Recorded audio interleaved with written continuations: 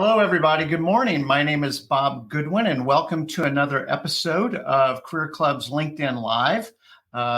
If you're not familiar with Career Club, you're welcome to check us out at career.club, where we're using proven sales methods and tools to help folks find a career that matters to them. If you're not following us on LinkedIn, please do. Again, you can follow Career Club, and I'd really love it if you connected with me as well. We're producing content pretty regularly here on LinkedIn beyond these live events, and would love to make sure that you're in the loop as we push content out.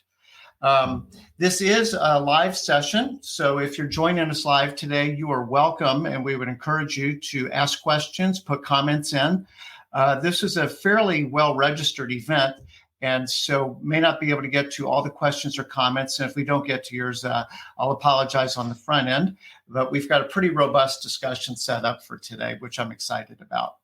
I also want to say thank you to my colleague, Heather Zinzer, who is the magic behind the scenes here, making all this happen. So Heather, as always, thank you. And so moving on to today's topic, I am over the moon to have Professor Joe Fuller from Harvard Business School on with us today. So Heather, if we could get Joe introduced here. Joe's a professor of management practice at Harvard Business School and the faculty co-chair of the Managing the Future of Work project. And so Joe, welcome today. Thank you, Bob. Delighted to be with you. No, we're just really thrilled to have you. I was telling you in the green room, you know, your expertise and obviously the prestige of Harvard means quite a bit. And I know our audience is going to get a lot of our conversation. But before we dive into the topic, one of our little traditions here, such as we have traditions, is just a little bit of an icebreaker so folks can get to know you a little bit better. So just a couple minutes on, first of all, just where were you born and raised? Where'd you grow up? Well, it hasn't been a very long journey. I was born in Cambridge, Massachusetts, and my parents were both Harvard professors. Oh, so my I'm goodness. back in the family business. Oh, awesome. So have you always been in the Boston area? Yes, pretty much. My dad left Harvard Business School, where he was a tenured professor in the early 1970s, to become the chief human resources officer at General Motors in Detroit. So I went to high school in Detroit, and at least one good thing happened to me there, which is I met my wife. Well, that leads to another question. So just a little bit about your family. Well, I'm happily married now for close to, it'll be 39 years in July. Oddly, my wife never remembers our anniversary. Have 3 times in those 39 years she's remembered it. And we have 3 sons, 2 in Boston and 1 in Chicago, and 2 grandsons in Chicago. And today is the birthday of my youngest son and my oldest grandson. Awesome. They're a father and son combination who were born on the same day. Now that's pretty cool. Well, happy birthday to them both. Thank you. And then would love it if just sort of briefly you could share with the audience a little bit about your career arc and what's led you to your current role. Well, as I mentioned, I grew up around Harvard and Harvard Business School, and I went to college at Harvard. And then in what was unusual for the time, I was accepted directly into the business school. And throughout that whole period, when I was a student at Harvard, I was the research assistant for a young assistant professor, and we worked together quite a lot along with my older brother, Mark. And that assistant professor is Mike Porter, the famous business strategist. I met him in his second year as assistant professor when I was a freshman at college, looking for an opportunity to make some additional money on the side. And he and I and my brother and several other people started a consulting firm pretty much as soon as I left business school, called Monitor. I was the head of the commercial consulting operations there for about 30 years, and then stepped down from running the business in 2006, and eventually joined the Harvard Business School faculty in 2011. Monitor was bought by Deloitte in 2012. And is now called Monitor Deloitte, and happily continues to prosper and grow under the, I think, quite good stewardship of Deloitte. So I must admit, when the business was sold, I had trepidation going and becoming a part of a really ginormous firm like Deloitte, but they've done a magnificent job uh, growing the practice and making it integral to what they do. We've kept the brand through the modular Deloitte logo, and very pleased how it all turned out. No, that's spectacular. Well, Michael Porter, wow, that's kind of hard to do better than that. That's amazing. Well, he's. I think he was an usher in my wedding, and I went to his, which was a very small service, and we've spent a lot of time together, and it was a great privilege getting to shape some of that work and to build a business together with Mike and a few of our other founders. That firm got to a couple of thousand people, so it became a substantial enterprise. Quite familiar with Monitor. So, just very briefly, where do we find you when you're not thinking about the future of work? What are you doing? What do you like to do outside of work stuff? Well, I will confess to being a fairly avid Boston sports fan. So a little bit nervous about Thursday night, but I'll be at the Celtics game on Thursday night, hoping they can extend the series. I read a lot of nonfiction. We have a place out in the Berkshires in the western part of Massachusetts, which is a very peaceful spot. We also have two large bird dogs, a standard pointer and a Bracco Italiano, which is a rare breed in the United States. And it's an Italian pointer, and Braccos are described in the writings of people like Livy and Cicero. So they've been around for a while. Goodness. She's a COVID puppy. That breed is notoriously stubborn when they get to be adults. They have a high prey drive, it's called. I'm not a hunter, but I've always liked gun dogs. So I always wanted a Bracco, but never dared get one because of the training burden was so great. But suddenly we were all grounded. So I was able to get a Bracco puppy, and her name is Calypso. She's turned out to be a great dog. So we enjoy taking her for hikes and being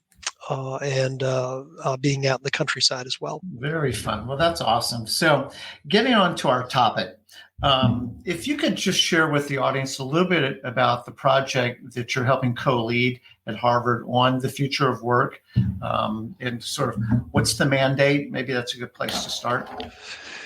Well, one of the good things about being a professor, and also the way I've been treated by Harvard since I joined the faculty about 10 years ago, is that they do allow you to exercise a lot of discretion. And this project started, Bob, as a subset of a broader project on the U.S. economy.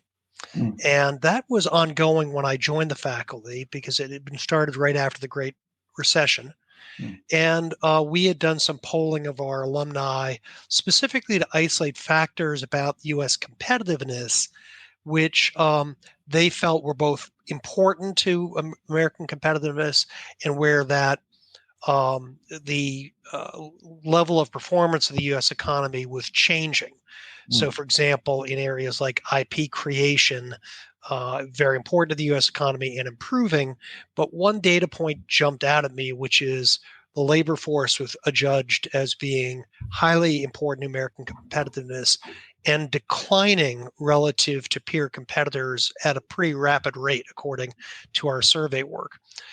So that caught my attention. And I also was interested that no faculty member had taken that on. And when I asked around, it was just that no one really felt that there was a single faculty member who had relevant expertise. So I decided to dive in and very rapidly found that there were a number of anomalies in the way people understood the labor market and understood the role of human assets in our current economy. Most of the research being done started with the supply side, or the characteristics of workers, how are they changing, what outcomes are they getting, and the demand side, employers were viewed almost as a plug variable at the end of the equation. There wasn't an understanding of how employers view this problem, the issues involved, how they strategized and thought about talent through the lens of risk management. So I decided to dive in. Pretty quickly, the research we were doing on workforce became more than half of the work being done by the larger project. So our dean at the time, Dean Nithin Noria, suggested that we split it out. And at that time, a co-head, Professor Bill Kerr, my colleague and friend who's a scholar of skilled immigration and immigration entrepreneurship, came on board as my co-head. I maybe this is going to sound like a typical Harvard conceit, Bob, but really what we wanted to do was view the problem through the lens of what does a business decision maker and a political decision maker, political executive, really need to understand as they confront choices or challenges about workforce. So we've looked at the skills gap, we've looked at hiring credentials and how artificial intelligence affects the scope of candidates that are considered and distorts outcomes. We've looked at caregiving and the role of caregiving obligations on people's productivity and career paths. We've looked at low wage workers and what are the mechanisms by which they can get out of low wage trap jobs. We're publishing a major paper in November on the relationship between businesses and community colleges. So it's been a pretty broad ambit. We've also tried to disseminate the message by creating papers that are user friendly. They're not scholarly per se. No Greek letters, no obscure algorithms. Just a common sense approach with a lot of original primary research, survey work of employers, workers, and skills providers who are generally educational institutions. We've also have a podcast series. So we have over 200 podcasts that are posted that focus on different thought leaders, both in business and not-for-profits and political figures. So really trying to create a platform where practical solutions get raised and discussed and powered by new data. Yeah. And so if you thought about at the end, well, I don't know if this project would ever have an end because the topic doesn't have an end, but what are some KPIs, success factors, things that you guys would, ideally like to see as outcomes of the project? Well, the first is that we're not just participating in a dialogue, but the dialogue is changing. And what I find consistently is that whether it's CEOs or CHROs or governors or mayors, they are confronting pretty tough choices, but they don't always really understand their own economics. They make decisions that are quite rational and defensible based on their understanding of what's going on, but their understanding is incomplete. Let me illustrate that for you. So, for example, a number of years ago, I did the first major piece of research done in the United States about the growth of degree requirements in job positions. And that it showed that it was a growing trend, that it really started taking off around 2010, and that a large number of jobs had added degree requirements that hadn't previously had a degree requirement for a BA or a BS degree. And kind of most astonishingly, sometimes in some positions, 70, 80% of the job postings would require a degree requirement, would require degree attainment, even though only 30% of the incumbent people in the jobs had degrees. We also showed that in jobs that had blended populations of workers, college degree holders and non-college degree holders, that the productivity and effectiveness of non-college degree workers who had experience was essentially a push, with college degree holders. But the college degree holders expected to make more, expected to be promoted faster, were more likely to have high turnover in the job. Mhm. So that actually the degree requirement begat some economic consequences in the in seeking a gain. But in fact, employers didn't understand their own economics. They weren't getting a gain, but they were getting a worker who was less engaged in their work, wanted to make more money, and more likely to leave in that college graduate.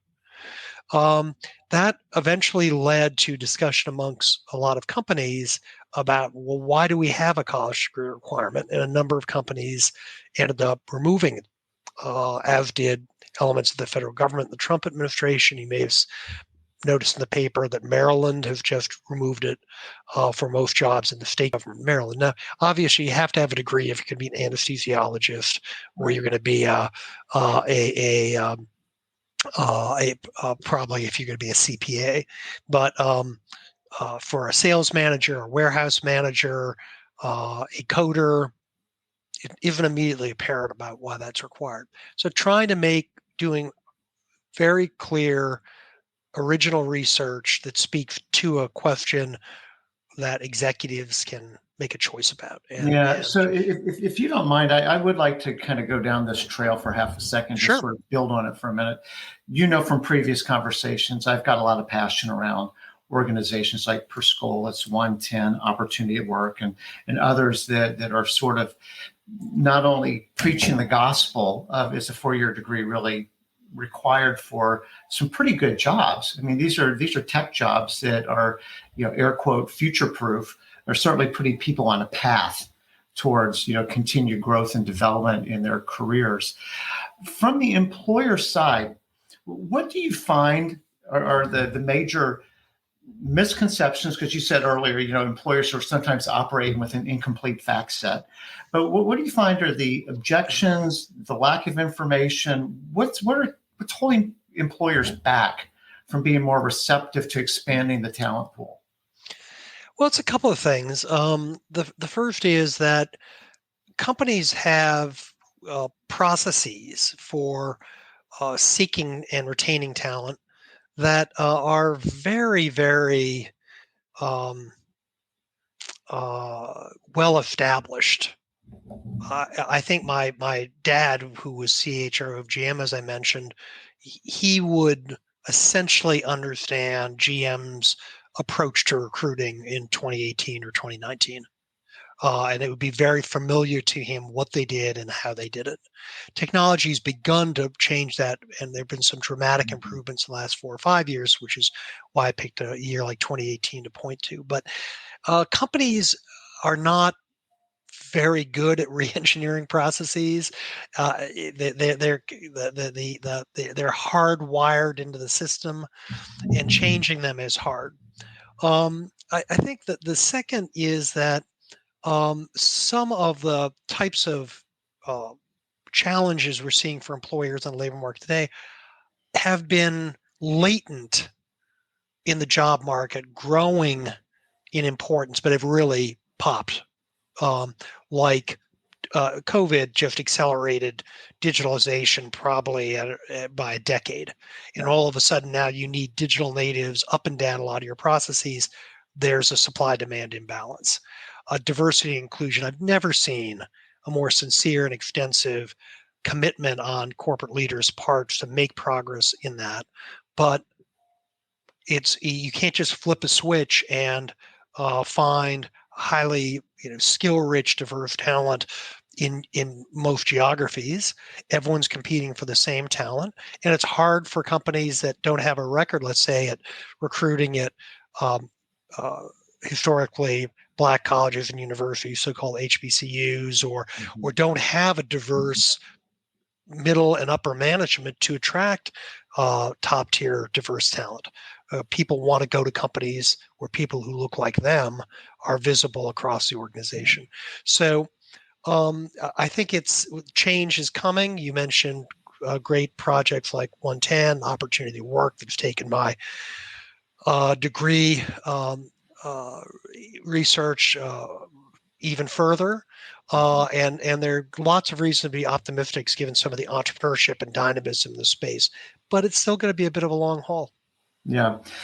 Going back to the point you were making relatedly to the economics and maybe, employers don't understand the economics.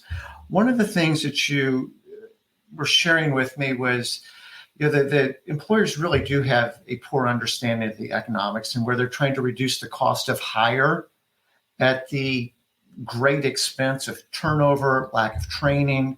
Could you maybe expand on that topic? Well, we published a couple of papers last year, one this year, one in Labor Day last year, about lower skilled workers. And what you see, Bob, is that there are a number of jobs that we think of as kind of poverty trap jobs, and they're very often in careers or jobs that have very high levels of turnover. And we looked at that, and it turns out there's a bit of a vicious cycle. A job that turns over at a high rate, by definition, has got to be pretty low skilled. And you may say, well, why is that? Well, because a newcomer's got to be able to come in and do it. So if you've got a job like retail clerk, which in many years has a turnover rate of 80, 90% nationally, it cannot have lots of technology requirements and lots of experiential requirements simply because candidates don't show up for an entry-level retail job. And they have to enter a position where they have a plausible chance of meeting the employer's needs quickly. Yeah. So what does that mean? If it's pretty simple, it's low productivity. It's low productivity, it's low wage. If it's high turnover as an employer, prima facie, it doesn't make sense for me to invest in a lot of upskilling because I know that historically people turn over at a high rate. So I'm training them up and then they're going to turn over and maybe someone else benefits from the training I invested in, but I don't. So I'm not going to train. But it turns out that isn't some God-ordained outcome. There's no, I've read the Bible. I don't see any 11th commandment that says the following careers, shall beat high turnover. In fact, the high turnover is a function of the fact that the jobs are low wage and there isn't any upward mobility. So if you're a low wage worker and you can make 25 cents or 50 cents more an hour, 3 bus stops closer to your house, or in a marginally nicer setting, why wouldn't you? If the employer is not paying you a wage that you find satisfactory and you have no reasonable expectation of growing your career in that company. Through being trained, through being upskilled. So it becomes a self-fulfilling prophecy. Another quick example is when we surveyed companies about how frequently caregiving concerns affected the productivity of their workers. The number that on average about 20-25% of companies said, yeah, I think that could be a concern. That could be impacting my productivity. Well, that's funny because 80% of workers said it affected their productivity. And the workers who were affected the most by caregiving obligations were top quartile in terms of pay and title. So your most productive and expensive, most strategically important workers are the most affected by caregiving. But 75%, 80% of companies said, not a concern in my workplace. So right questions aren't being asked, right data isn't being captured, right decisions not being made because of the lack of that insight. You'd start changing the way you thought about benefits if you understood that caregiving was causing people to leave their jobs. And in that top quartile, almost 50% of workers said they'd left at least one job already in their career because they couldn't reconcile their caregiving obligations with the requirements of work. Wow. And my daughter had to go home early, literally yesterday, to go take care of her daughter because she got a phone call from daycare, and she felt a ton of tension about, oh my gosh, I've got to leave. I should be leaving right now, but I don't have a choice. Exactly. And that it feels like a false dichotomy that you have to be stuck in the middle of those two things.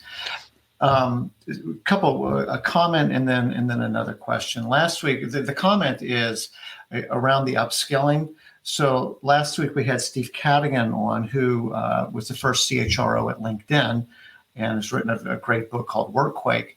And he cites a statistic from the Bureau of Labor Statistics, BLS, on millennials. So not just low-wage workers necessarily, but even with degrees. The average turnover is 2.8 years. So people aren't staying at GM for 40 years and getting the gold watch. They're turning over pretty quickly. And I think you've even got research on this as well, that the main reason, I don't think it's plurality, I think it's a majority reason, is I'm not growing. Like, they're not investing in me. I don't see myself growing and being developed. Therefore, I'm going to go to a place where I do think that that's more the case. So, and then whether it's these, kind of hourly workers or salaried workers, it's the same dynamic of, well, I'm going to leave because you're not really giving me a compelling reason to stay. Mm-hmm. Oh, by the way, we never said money. It's like, I'm trying to develop my skill set in this new work environment. And just as a human being, I want to be engaged and grow. That's the comment. The question is the disconnect between what's really happening with workers on the front line and in the middle versus what executives believe are the most important things and what they believe are happening, and how policies and programs, are kind of at work or at play in that. Well, I think what we see pretty consistently is that decision makers and companies have attributions to their workforce or to candidates to work there, which aren't really rooted in data, and that causes them to make decisions that work against their own best interest. So, for example, we looked at, for lower wage workers, 60 different what we call touch points in the pre-employment, employment, and leaving employment domains. A touch point might be a performance review. And we isolated several factors that really correlated to lower wage workers getting out of those low wage trapped jobs, getting earnings levels above 200% of the poverty line in their location. And what we found is there were four very commonsensical touch points that had disproportionate impact on those people who did punch their way out of that corner. They had a mentor or a supervisor that cared about them. They got clear and actionable feedback. What they had to do to get advanced was clear and communicated to them, and there was a way the company helped them access those things they needed to do to get advanced. We asked C-suite executives, middle managers, and frontline supervisors how well their company did on those four dimensions. The C-suite gave themselves A's, the middle managers gave themselves C's, and the frontline supervisors' scores were almost identical to the people they supervised, and they were not honors grades, let's put it that way. Big step down at each level in the organization. So I think CEOs and CHROs would absolutely pass a lie detector test. Are you providing clear and actionable feedback? Do you have opportunities for people to upskill and get advanced? Are your supervisors taught to be mentors and to try to be stewards of the careers of their subordinates? And they'd say that because they've got a binder. Yeah. It says right in the binder, this is what you're supposed to do. And and we've got posters in the lunchroom. And I'm not trying to belittle these efforts. They're very sincere, but they just don't get acted upon in the workplace with anything like the frequency and effectiveness that the C-suite believes they do. Yeah. So I just want one other little quick comment, because we were talking about childcare or those kinds of issues. The other big one that I know that you're pretty dialed into is transportation. And that's a completely other topic, but just to put it out there for folks who are listening, the ability to get from point A to point B, and to get from, whether it's public transportation or private vehicle, and my car broke down and I've got a crap job that doesn't pay very well. Now I can't afford to get my car fixed. And all of a sudden you're down into a pretty negative spiral pretty quickly. Yes. So just to put that out there. Flipping the equation here a little bit, Joe, because we've been talking a lot from the employer's side of the lens. I'd like to start kind of maybe addressing it from the employee's side of the equation. And maybe we could start off with how technology is impacting positively or negatively employees who are seeking to kind of capitalize on the future of work. Yep. Well, technology, it's kind of an interesting cycle to think about, Bob. Technology is penetrating more and more areas of work, and it's beginning to penetrate areas in white collar, what we call cognitive jobs, in ways that we've never seen before. So technology is going to start intruding, more beyond the paint room in an auto plant or the assembly line for a computer or smartphone, get more into those white collar domains. Workers are often a bit unsettled by that. Particularly middle-aged and older workers are intimidated sometimes, and this is going to be a big impediment to upskilling incumbent workers. When you talk to employed people about upskilling, they often, what they hear is, we're going to send you back to school. And a whole lot of people in the workforce didn't think school was all that great. Maybe aren't that confident in some of their basic skills. A little, think that sending you back to school is so you can get graded and maybe graded out, flunk out. The technology, however, is unable to displace and will be unable to displace for the foreseeable future so many things about dealing with others that come naturally to people. So what you see when technology gets deployed from the employee perspective, very often, a lot of the parts of their work that they didn't really like that much to begin with. In the old days, we'd call them dirty, dark, dangerous, but I'm going to add a fourth D, which is just plain dull. Yeah. Can get automated away. And the human complementing the capability of the technology makes for a more productive job, and a more productive job allows employers to pay more. Now, in a lot of job classifications, because the company is that the operation is more productive, unless you have some very considerable growth in demand for whatever the good or service is, that does lead to a net reduction in headcount. So there are many variables in this equation, but we're not coming up on a world where robots are going to do everything and people are going to have to find something else to do. I think that linking to what you said earlier about younger workers, they turn over at a higher rate because they want to be learning about those cutting edge technologies. One last thing I'll say about workers across the salary spectrum, we surveyed them in 14 countries. And of all the countries, the country that had a workforce that felt most personal responsibility for being ready for what the future held and for acquiring new skills was the U.S. There's a lot of self-efficacy here, and a lot of desire by people to know what they need to do to be future ready. The problem is they often don't know what to do, and they don't have the time and financial resources to pursue it when they do.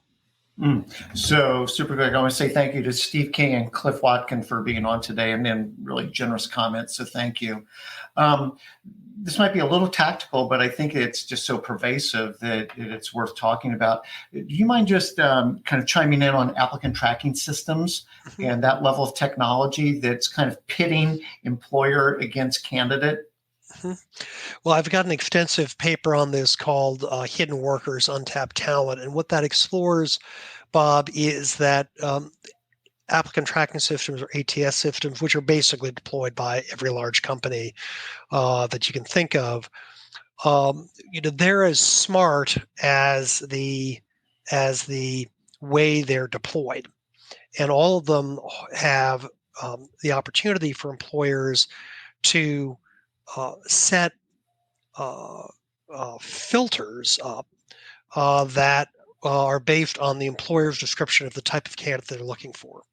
So there will be variables like years of experience or a college degree or the lack of a criminal record. And there are many of these variables that an employer can express either an absolute filter, use it as a filter, i.e. criminal conviction, exclude from consideration, just a 1-0 outcome, and others to rank candidates. And it's always important when we think about hiring to remember that hiring is a relative phenomenon. It's I've got Joe and I've got Bob as a candidate. Which one do I prefer, as opposed to is Bob or is Joe a good worker? And the rankings of employees become quite important. So, for example, to pick a very important one, about 50% of the so-called middle skills jobs in the U.S. Middle skills job is something that requires something less than a college degree, but more than a high school diploma. So, it might be a certificate or training or a associate's degree. Will filter candidates out that have a gap of 6 months or more at any point in their resume. Now, we can think about that through the lens. Why would that make sense to an employer? Maybe that person doesn't have a lot of self-efficacy. Maybe that doesn't sound like that person had former colleagues who were standing in line to hire them when they became available. Could be a worry about skills or atrophying. But 6 months gap isn't all that much. If you have a problem pregnancy, or one of your parents is dying, or your military spouse, and you're transferred from 29 Palms to Camp Lejeune, 6 months can go by in a hurry. But all of a sudden, 50% of jobs that you might be qualified for are no longer going to look at you. And that raises the odds that 6 months becomes 8 months, and the 8 months becomes 12 months. And then all of a sudden, you might be having skills atrophy. So ATSs also use what's called natural language processing to essentially read the job description and look for matches between the job description and the applicant's submission, whether it's their job history or what they wrote. Well, in a lot of jobs, job descriptions aren't really fully updated. People just add stuff to them. Yes.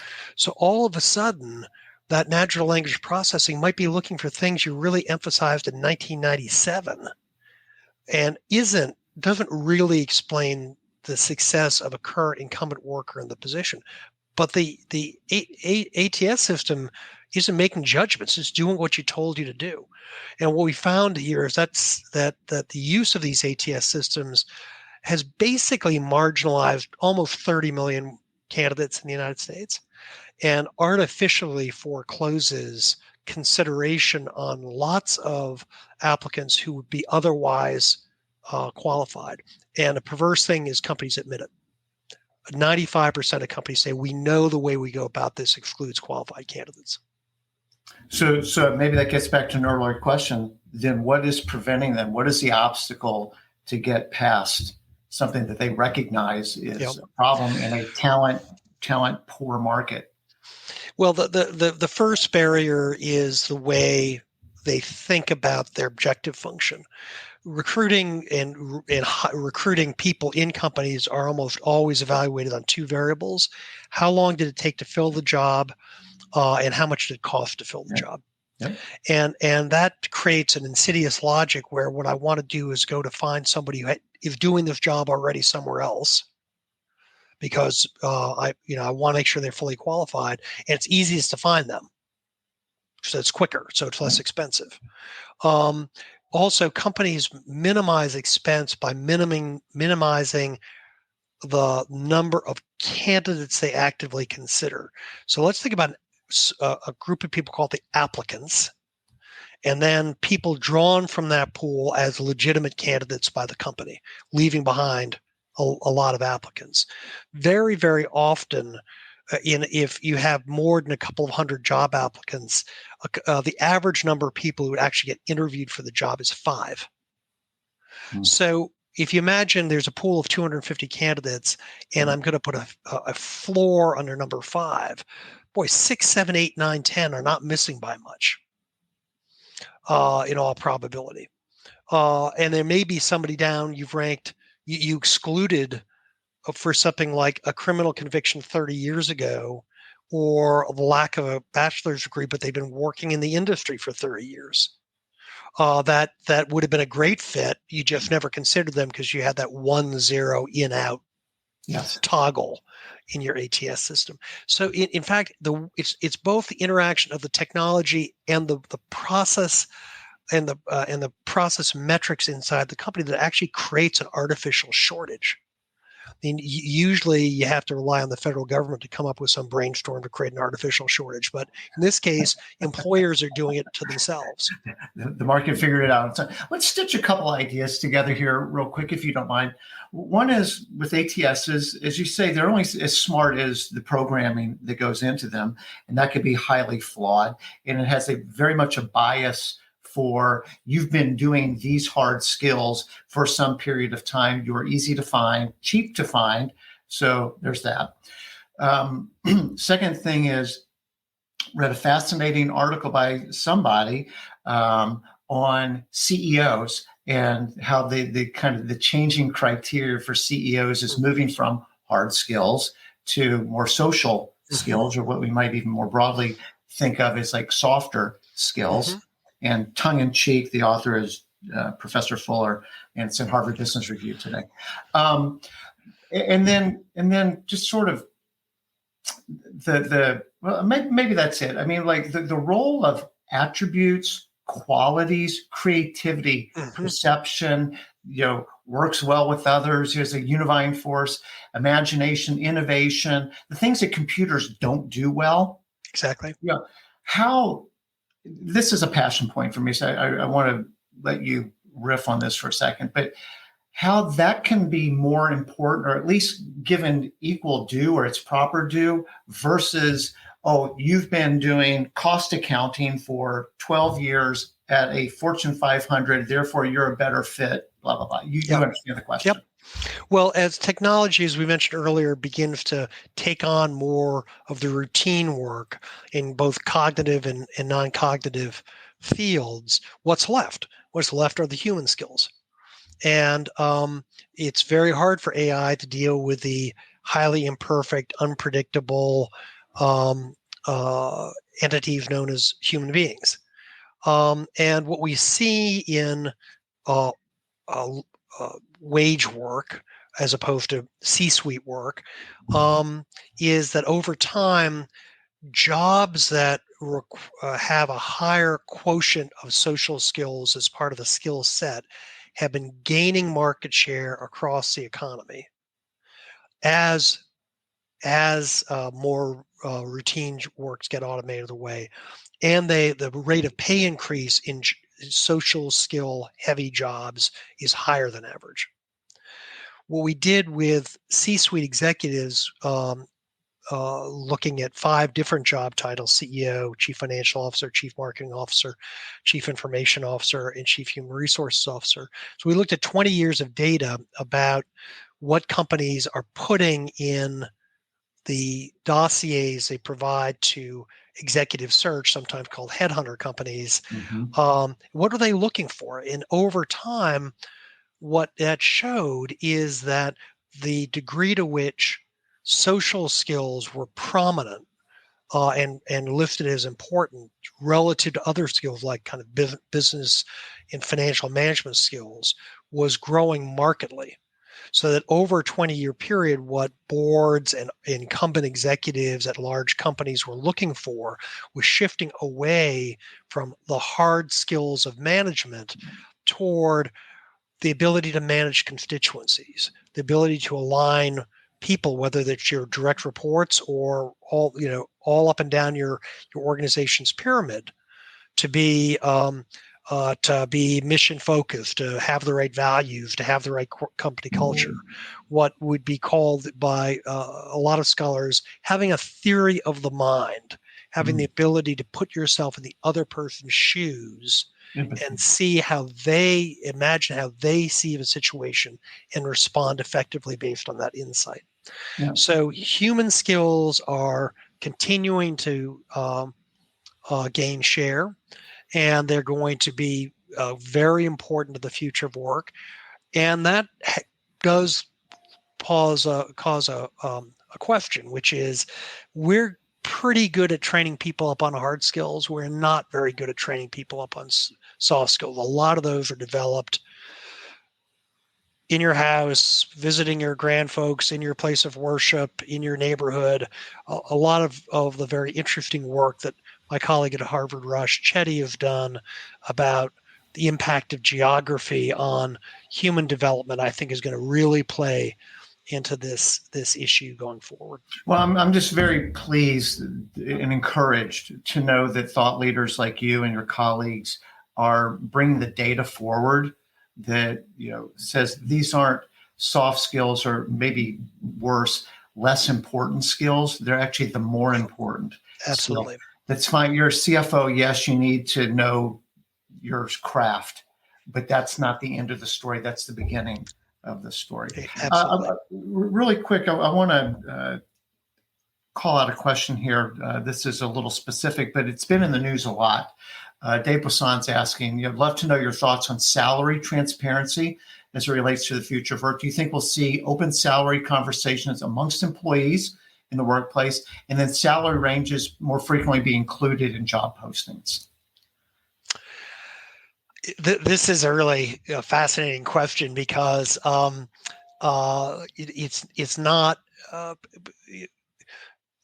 salary is the equivalent of your grade point average in a lot of people's mind, and not everyone's curious about everyone else's grade point average, but don't want to tell them their own. Sometimes we make a joke about our class at Harvard Business School that about 10-15% of our students get formal honors, but another 80% claim to be in the top 20% of the class. So I think that we're going to see decisions on transparency made more broadly by companies, and that this is going to be a choice of policy, but also of curating culture, and so that we will over time see a gradual, but I think slow, increase in formal mechanisms for transparency.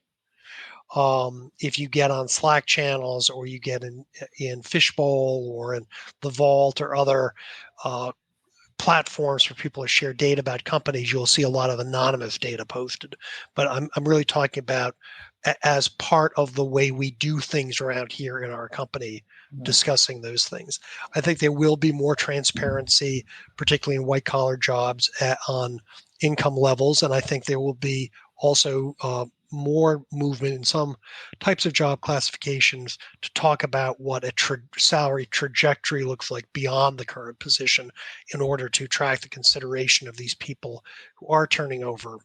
One last thing I just want to throw out: the average life of a new software program being deployed in a company right now is about 2.5 years.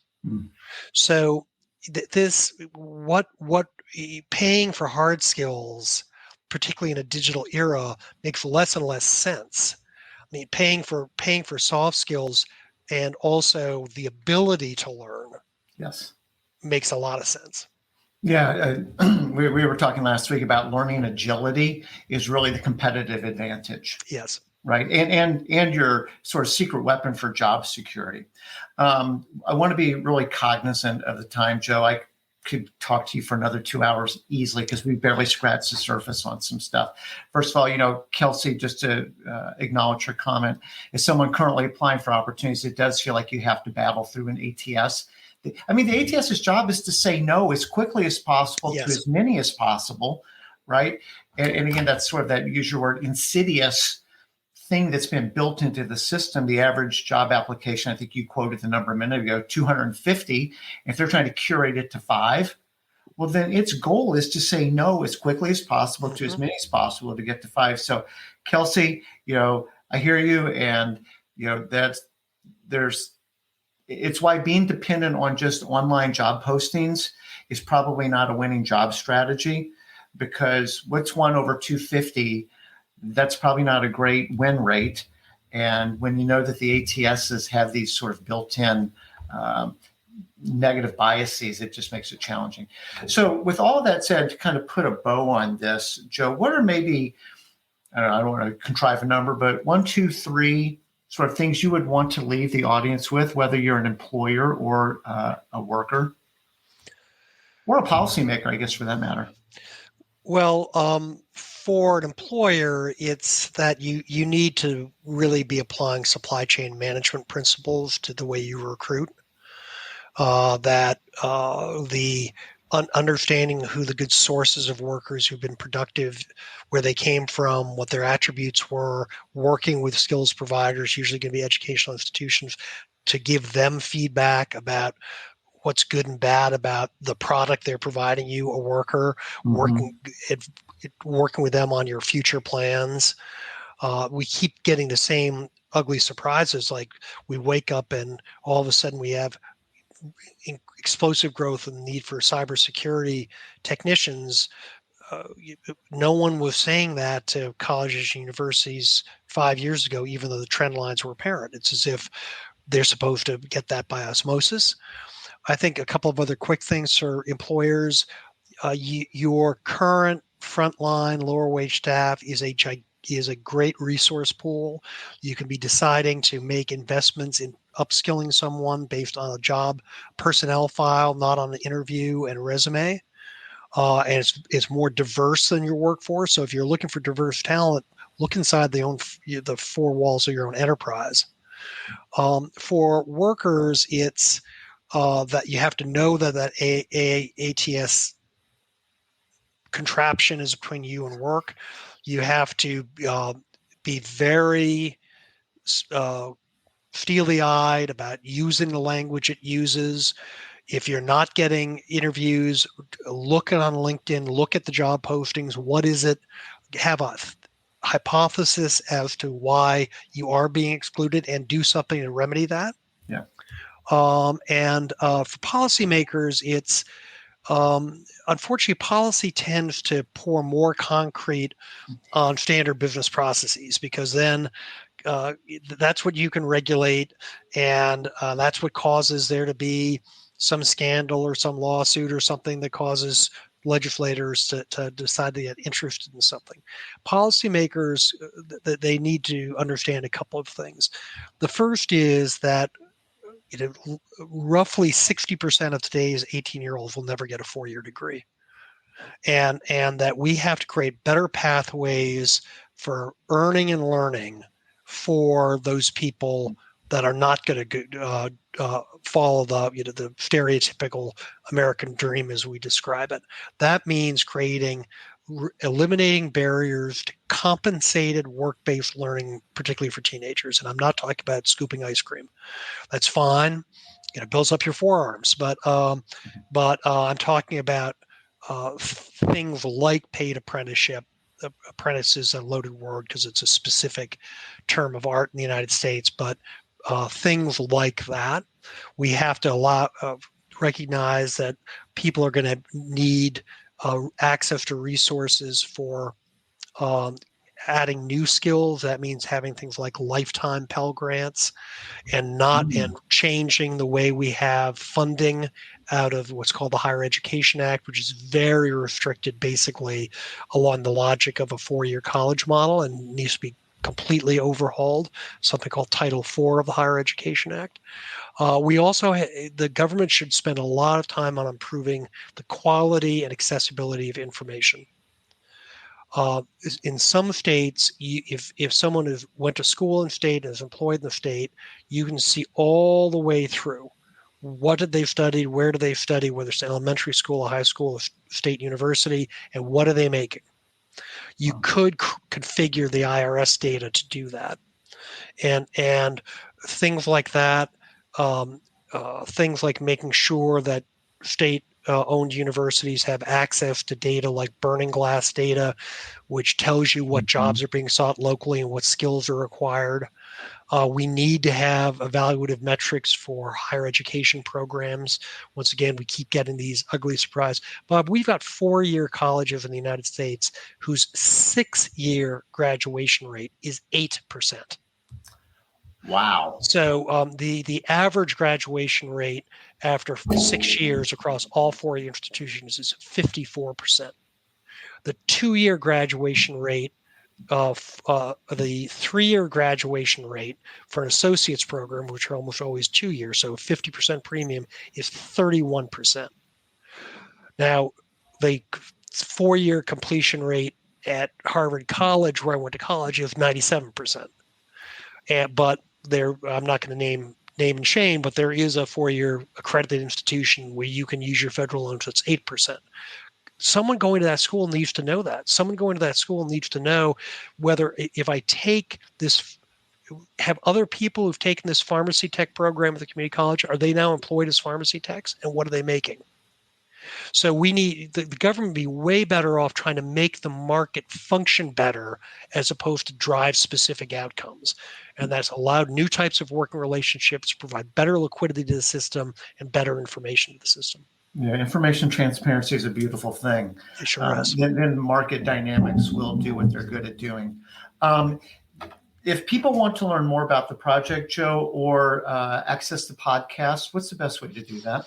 So we have a project website. The project is called Managing the Future of Work. You can see the URL is on the screen. But if you just Google Joe Fuller, Harvard Business School, Managing the Future of Work, it's on the front page. There are a couple of or 3 advertisements ahead of us, but and one aggravatingly from MIT for executive education program.